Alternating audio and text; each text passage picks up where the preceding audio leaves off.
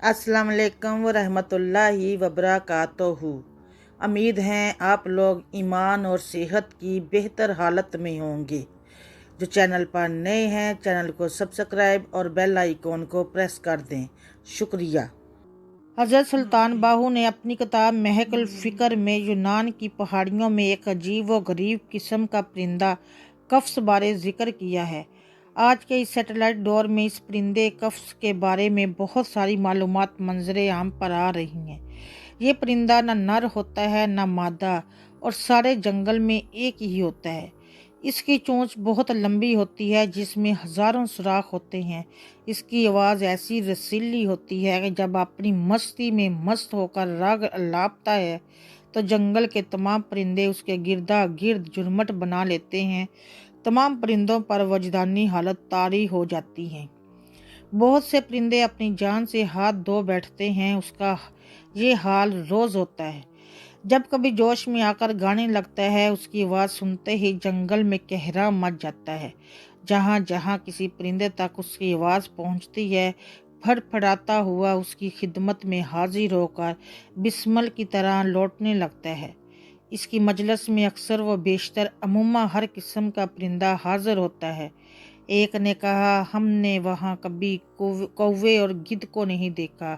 फिर जब उसने इस दुनिया से जाना होता है तो जंगल की खुशबूदार लकड़ियों को इकट्ठा करता है, फिर उसके बीच में बैठ जाता है और निहायत खुश अलहानी से रंगा रंग के राग अलापता है, और उसकी चोंच में जोश के शोले भड़कने लगते हैं जिससे लकड़ियों को आग लग जाती है और वो इसमें जलकर राख हो जाता है।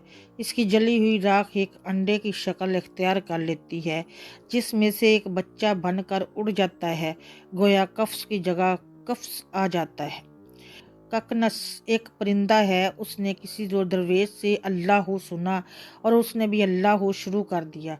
हत्ता के जिक्र की गर्मी से इसके जिस्म में आग लग गई। राख से फिर अंडा बना, फिर बच्चा बना और बड़ा होकर उसने फिर अल्लाह कहना शुरू कर दिया और फिर जल गया। ये सिलसिला सदियों से जारी है। इस इसम को अल्लाह ने पहाड़ों पर उतारना चाहा लेकिन उन्होंने इनकार कर दिया, लेकिन इंसान के दिल ने इसे कबूल किया जिनमें मोहम्मद सल्लल्लाहु अलैहि वसल्लम की गूंज और मोहब्बत थी, क्योंकि रसूल अल्लाह सल्लल्लाहु अलैहि वसल्लम का इसम मुबारक जमाली है और उसे कंट्रोल में रखता है। हदीस नबी सल्लल्लाहु अलैहि वसल्लम, अल्लाह ताला के ज़िक्र से बढ़कर कोई सदका नहीं है। ज़िक्र ऐसा होता जैसा कि ककनस करता है। ककनस एक परिंदा है जो लकड़ियां चुनकर इन्हें जमा करता है और इन लकड़ियों से एक किला बनाकर उसके अंदर बैठ जाता है और अल्लाह ताला के ज़िक्र हु में मसरूफ़ हो जाता है।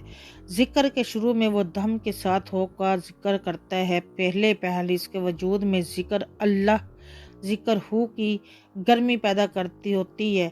फिर इसमें ऐसी आग निकलती है जो इस ईंधन को जला देती है और वह खुद भी इस आग में जलकर खाकस्तर हो जाता है।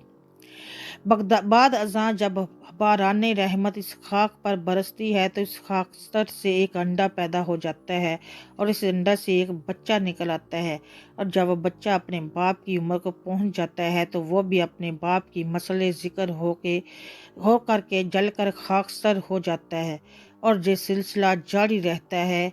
मकाम फ़िक्र भी हर दम मरता है और ज़िंदा होता रहता है।